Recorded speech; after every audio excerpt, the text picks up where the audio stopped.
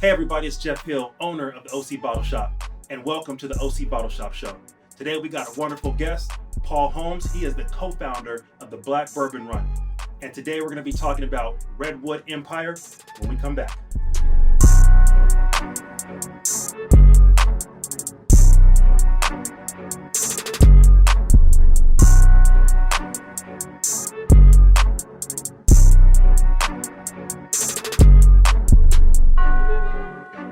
Hey guys, welcome to the OC Bottle Shop Show. I'm Jeff Hill, and today I got a wonderful guest, my man Paul Holmes. What's going on, y'all? Yes. So Paul Holmes is the co-founder of the Black Bourbon Run. As many of you may know, a few weeks ago I participated in my first Kentucky bourbon run, and man, it was awesome. And thanks to this man, he put it all together. I mean, he did a phenomenal job. We had about 8 distilleries. The tastings were phenomenal. Came back with some dope bottles, and we're going to do it again next year. Real quick, Paul, man, just tell him a little bit how Black Bourbon Run came about. So it was 4 of us, 2 guys that I worked with, 1 that I went to college with. We kind of just we all enjoyed bourbon, but never really been on a Kentucky bourbon trail.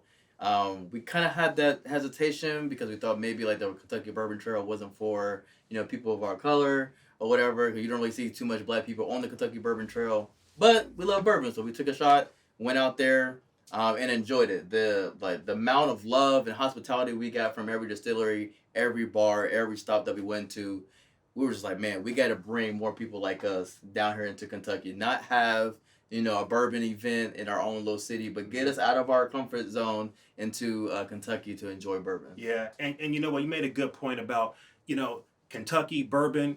It's usually synonymous with kind of, conservative, Midwest, Kentucky crowd. And it is, and that's okay. But we went there as our authentic selves, doing what we do, of course, just being us, being respectful. And you know what? Hey, it was reciprocated, man. It was love from everybody. Definitely. And, that's one thing, just kind of how I move in my life.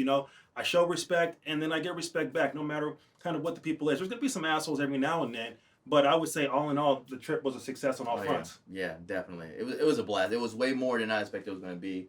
And it's just set the stage for next year, man. That's right. Awesome. Real quick, next year, man. So what do we think we're gonna be doing next year? So next year, we got some surprises. We started at one hotel. Next year we'll be at a bigger hotel.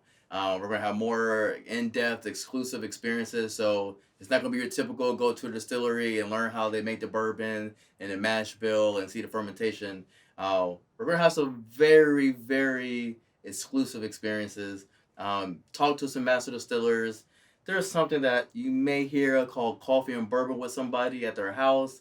It's going to be a lot of stuff that's going to happen, and I hope you're going to be there. So what he means by like exclusive tastings, everybody's heard of Versace. Everybody's heard of the Versace mansion. Well, the person who formerly owned the Versace mansion started his own bourbon distillery called Bardstown. We were there. Inside their rick house, the rick house where they house the barrels, is what? The furniture, the Versace furniture from a Versace mansion, like the authentic stuff that was straight from there. It was so awesome. It was actually in the rick house. So you got this old, usually brick houses are very old. Mm-hmm. And in there, there's just barrels usually, right? Yeah. That's where they're housing the barrels and they're aging. Well, in this one, he took it to the next level because he said, hey, look, I own the Versace mansion. So this is what I'm going to do. Yeah. I'm going to put the Versace mansion inside the rick house. So literally there was Versace furniture with a full-on decked out bar inside there, and we were just kicking in there, and my man Paul got some dope photos of that. Check out his IG when you get a chance. Check out mine. I screenshot some of his stuff off his IG and posted like it was mine because I was like, man, it was but that's the kind of stuff he's talking about for Black Bourbon Run 3. We're going to set things like that up. We're not going to a tasting unless we got something like that set up. So that's what we're looking forward to. So that was our bourbon trip, but why are we here today? We're here to talk about Redwood Empire. We have the full lineup. Paul and I are just going to taste. We're going to talk about it. Totally informal. I do have the tasting notes, so we're not going to get here and swig and come up with stuff that we don't even taste and try to come up with some colorful adjectives and what it tastes like or what it smells like. If we can do that, why? You know what? Actually, keeping it real, I had a bout with COVID. My sinuses are a little off. My taste is good, but we'll see what we can do here. But bottom line is we have the bottles, and we're going to talk a little bit about it, and more importantly, we're going to pour up. Nice, so what we doing first, Paul? Let's go ahead and start with the Lost Monarch. This is something that we actually tried on the first Black Bourbon Run a couple years ago. So kind of want to try that out. It's a blend of 60% rye and 40% bourbon. So you're kind of getting the mix of the both of those. Um, for as far as age, you get a blend of 4 to 12 year old bourbon and 3 to 5 year old rye. I think some of this is coming from NGP as well. Yep. I remember when I tried this the first time. Like I was impressed. I never heard of Redwood Empire. Nigel, who's one of the other co-founders, kind of put me on to this, and it was a really good like first pour of the weekend to kind of get you going. It's not super high proof, but I enjoyed it. So hopefully I can, maybe I'll enjoy it this time as well. Yeah, cheers it up, brother. Cheers, man. This is a pretty healthy pour too. We've actually been drinking, not in my store, but around it. Yeah. Wow. So like the tasting notes. Let's see. Oh, there's some cinnamon there. I got it. I got a little. I don't know if there's cinnamon in there, but I got some of it. So I'm gonna stick with that. Says on the palate, you got sweetness from corn, spiciness from the rye, almost like a maple syrup from the flavor, vanilla and caramel notes, and a little subdued peppery finish. So pepper, cinnamon, same thing.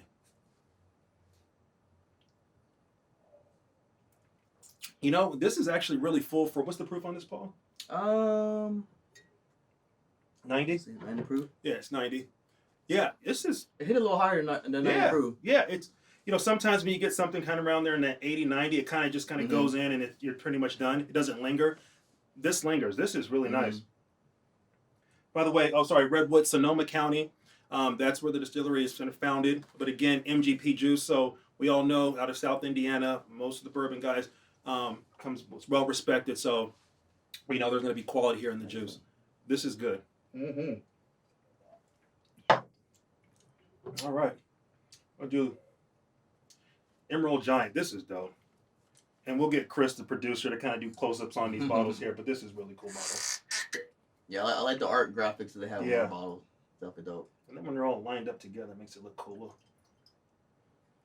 And one thing that I learned recently too is that no, I'm good. Good. Yeah, one thing I learned recently is that like they got the whole thing where you buy a bottle, they plant a tree in the areas. That's kind of cool. Yeah, that's right. Every bottle sold, they plant a tree.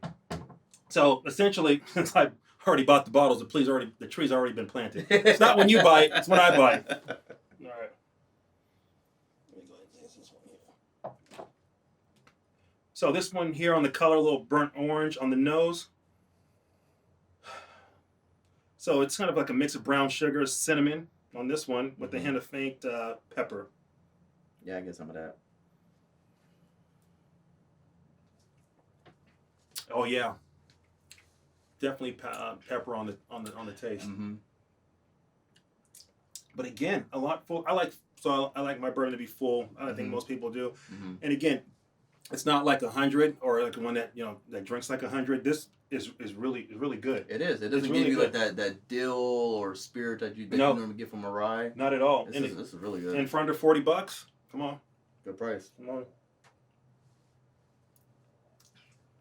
You think people will be able to live and see the trees that were planted? I don't know. Big redwoods. I was about to say, it takes like what? They got to at least 100 years or something like that to grow, like to that size. I know. Anybody know how long it takes for a redwood to mature? Nobody knows. Somebody knows. Somebody's gonna leave in the comment. This is a good ride though. This is really good. So again, spice complexity with smooth rye notes, hint of honey, little orange peel, peppery, which I got.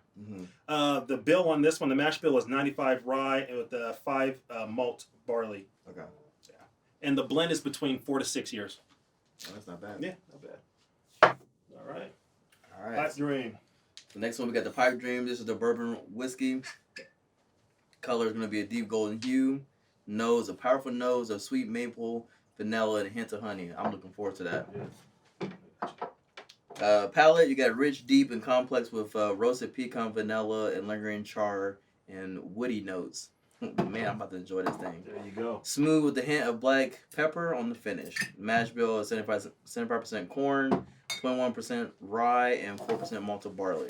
A blend of 4 to 12-year-old bourbon. There we go. By the way, shout out to Wine Warehouse, more specifically Dan Coates. He actually came by the store today and dropped off the tasting notes, dropped off these 3 bottles that we can sample because I was going to open my own reluctantly. But he came and gave us these bottles that are already open. So, Wine Warehouse, thank you. And you said, what's the price point on these? Under 40, 37. You know, I think for like those like beginners who are like, okay, Mm-hmm. I'm gotten used to Sazerac Rye, I've gotten used to Buffalo Trace. Mm-hmm. Let me try to do something that's a little bit different, but it's not going to push me in the next level as far as price. These are really good for that. That's right. He's taking that next step. And so what he's talking about for those kind of neophytes or people that's really getting into bourbon, people that come to my store, what I reach for is, again, it's kind of that Sazerac Rye sometimes, definitely the Buffalo Trace. Those are ones that, hands down, that people really, can tolerate and can appreciate. Mm-hmm. And it's a familiar palate than what they've been drinking with other whiskeys sometimes, and they can see the better because it's a little more sweeter. Mm-hmm. This is to me, it's much different, but it's not like on the other end of the spectrum where they're going to get turned off on it. So it was a good call out, and I'm going to actually point that out, and especially at the price point, because it's around the same price point as the other entry level ones. Yeah, you could definitely take a chance with this, and I can get a little bit of that pecan. Mm-hmm. Definitely get the woody notes. Yeah, the woody notes on there. Mm-hmm. Yeah, and I like a wood nut to the nose, like a woody nose. Mm-hmm. That's why I like that King of Kentucky so much. Oh man. One day you're gonna get it, man. King of Kentucky. You guys got to start. You got to make that bottle available here in California. Absolutely. Just don't keep it to yourself in Kentucky, Brown Foreman. Yeah, these are all consistent. These are all strong. Yep. Within their profile. Again, I don't even want to call it a budget bottle. I mean, it's definitely priced there, but you're definitely going to be pleased with this. I've had bottles within this price range where, you know what, not so much. Yeah, exactly. This is not the case with this. No. This is my first time tasting it. Maybe I should be ashamed or not as being a liquor store owner and carrying it and not trying everything, or maybe I don't have a drinking problem then. So this is good. But no, I think if you put this in a blind flight test against some other bourbons and whiskeys, like it could compete for sure. Yeah. No. So all 3 bottles available at OC Bottle Shop. Under $40. I think I have it priced at $37.99. It's great bottles to have all 3 of these bottles on your shelf at all times. Because again, whoever's coming to your house, again, the new people that are just getting into bourbon, great intro. Mm-hmm. Or the people that have, they drink bourbon, nice little starter when you start getting up to the higher proof, right? Yep, definitely. That's right. So, so this is their whole lineup. But Paul, guess what? What's up? I got a little something else. We only got 3 bottles though. Well, there's only 3 bottles, but guess what? This company, Redwood Empire, has been around a little over 5 years. Mm-hmm. So you know what that means. They have their bottle and bonded rye and bourbon, and I have it. So wait, so it's not like NGP stuff. It's like their own stuff. It is their own. Oh, that's kind of dope. So this is bottle number 001. It is their 5-year bottle and bonded in Sonoma. Okay. I'm about to finish. So it's different. MGP, great juice. But the bottle and bonded that I'm getting ready to put on this counter here, actually I can't even call it a counter. This is an antique table. Probably. Chris, how old is this? Well, Chris is not going to talk. He's the producer. It's in good shape though. Yeah, we're going to say it's 200 years because it sounds cool. So this is like what, their batch 1? This is batch 1. And they just boom. They distilled this in California. They distilled it in California, in Sonoma, right next to the redwood and the big fir trees. So how long have these been out? So this just released. Just released. So as people that understand bourbon and how you get these allocated bottles, you have to have a relationship, with the distributor, with the brand Redwood, and then with that you have the opportunity to get a few bottles here. And so luckily myself, I've been in business for a year, but I've been taking it serious, been trying to do the right things, establish the right relationships, and Wine Warehouse gave me the opportunity to purchase the first 001 Redwood Grizzly Beast, and then also the Rocket Top. So again, this is their first bottle in bonded, and I'm truly honored to have it. And it's the 001. There will never be another one. There'll be another bottle in bond, but it won't be 001. It'll be what? 002. Yep. So I've already sold 4 of them. So I sold 2 of them, so I have 4 left. I'll probably keep one for myself. So here we go. It's the first one. So now I can't open these, Paul. I can't open them. So we're not gonna try them then. I'm just teasing you. Just teasing me. Well, But again, because I'm Jeff Hill, and I'm trying to do this bourbon thing right. I'm trying to step in this game. This guy. Everybody likes an unboxing. This guy. I mean, so in this box are samples of both the Grizzly Beast and then also the Rocket Top. So we're gonna try to sample right now, which is cool because I don't really open my expensive bottles. I just don't because I'd rather sell them. Because I was gonna try to peer pressure. Yeah, he was. It was still yeah. So look, everybody likes unboxing.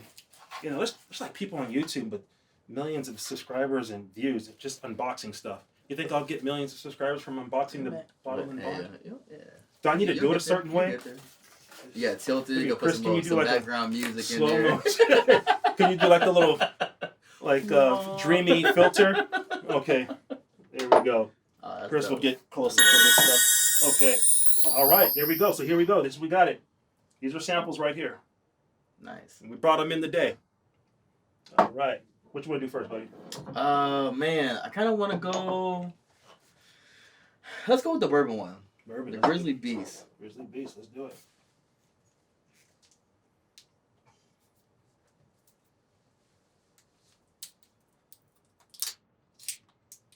I'm wondering, like, with the name Grizzly Beast, if it's gonna come with a punch, or if it's gonna keep kind of like similar to like the Pipe Dream. Pipe Dream was like it was very inviting, like it didn't have like that punch or long finish. So I wonder what this is gonna do. Here, you got it. All right. So let's see. Batch 1, bottle and bond. This is kind of dope. So they distilled this in spring of 2016, bottled in summer of 2021. Yep. So like you said, it's like 4 to 5 years. The lot size was 26 barrels. That's pretty dope. Let's see. Your mash bill is 69% corn, 22% rye, 5% malted barley, and 4% wheat. Now, I love me some bourbon that kind of sprinkle in some wheat or like a wheated bourbon. That's kind of dope. On the nose, plump raspberries, cinnamon spice walnut, brown sugar butter. If I could just get half of that. Brown sugar butter. I know, right? Man, hold on. If I could brown just get sugar half of that. butter. Palate is orange zest, salted caramel, and buttermilk. Full mouthfeel. I'm looking forward to the full mouthfeel. Bruh, the way they put those notes down, man, they kind of they stepped it up and they got to deliver right here. So does that fit? So this is just 100. It's 100. Yeah, 100 proof. 100 proof. Yeah. Always 100 proof. So okay. Man, I kind of like how the notes on these ones are like different than I feel like the other ones that they had in the Redwood Empire. Kind of like your typical note that you get from like a rye or a bourbon, but for them to say you're going to get like raspberry and the brown sugar butter. I don't get the raspberry. I do get some of the brown sugar. There's almost like a fruity note. I wouldn't say raspberry, but it's like a hint of a fruity note. Yeah. It's not cherry.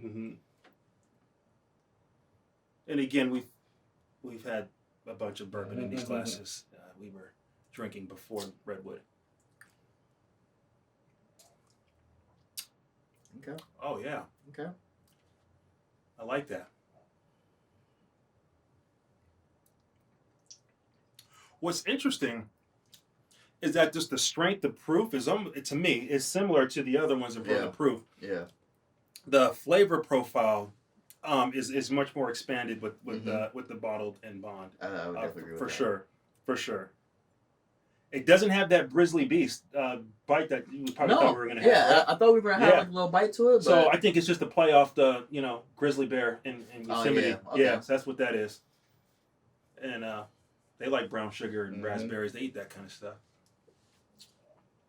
before they hibernate. I get the salted caramel. I do get that. It's not like a I got that. I got the caramel. It's not like a caramel bomb where you feel like it's a flavored whiskey. But it's definitely in there for sure. Yeah. No, that's good. This is good. This is special, man. Redwood, great job, and thank you for releasing your bottle and bonded right after 5 years and giving us the opportunity to purchase it. Yeah. What'd you say? Summer 21, right? Bottled in. Yeah, summer 21. And it came right here. Man, and for batch 1, you always kind of figure out like, okay, batch 1. Sometimes people kind of they trip over the first batch, right? They're like, all right, well, we'll get the second one good. For this to be their first one, I mean, I'm very impressed. They stepping out. I'm excited to see what they're going to do in the future. But you know who got one from the trip, right? You did. Nigel. He did. Not Nigel. Sorry. Justin. Justin did. Yeah, Justin. Nice. Yep. I'm jealous. Hey, yeah, Justin don't play. Justin was on our Black Bourbon group there, run, and he is he might just live on IG because he's hey, I saw you got that bottle in bonded, Jeff. I need that. And he got it. And he got it, but he also got this and this. Yeah, I think I threw something else in for him. All right, so let's go ahead and pop open this rye. Okay. All right. You get the tasting notes for that one, right? Oh, it's in the back. It's not on the back? No, I believe so. Oh, I got it. Okay. I'll go ahead and pour. Yeah. Oh, no. Ooh, Yeah. Don't open that. My bad. You got a little excited. I'm sorry. Yeah. All right, so where are we at here? Okay, so on the nose here, we got a little like sandalwood, some clove, and dry leaves. Okay. I'll say just off of that, just for me on my nose, I again like more kind of woody nose. So we'll see how it actually is on my nose. Black pepper, coffee, grounds, leather, rich malt. Okay, I like it. Not my favorite, but let's see where we're at. Okay, so sandalwood. I don't know. Maybe I gotta go smell some sandalwood candles. I don't know what that smells like. The grassy thing gets me kind of worried because I know I had got like a grassy nose on a Heaven Hill bottle and bond. I don't know. I didn't really like it, but I did like some of the palate notes that you mentioned. So we'll see. You know what?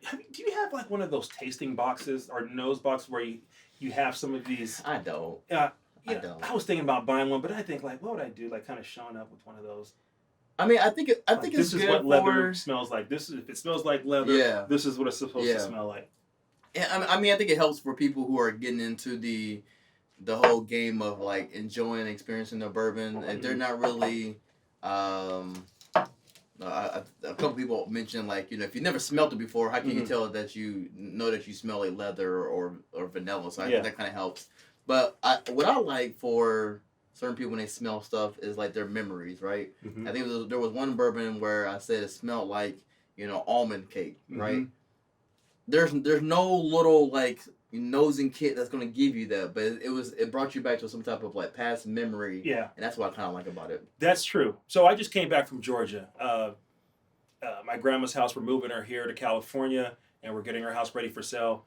And if anybody's been in the South and the brick homes and the wood floors, the creaking floors and the furniture, that's what I was drinking my Whistle Pig. That's actually what reminded me of my grandma's house because I was just there. The quilts that were made, 60 years ago. Yeah. That kind of stuff there, which the memories for me is going there in the summer each year in the summer, right? Kicking and screaming at first, but then getting there and then having fun with all our friends from the South was fun.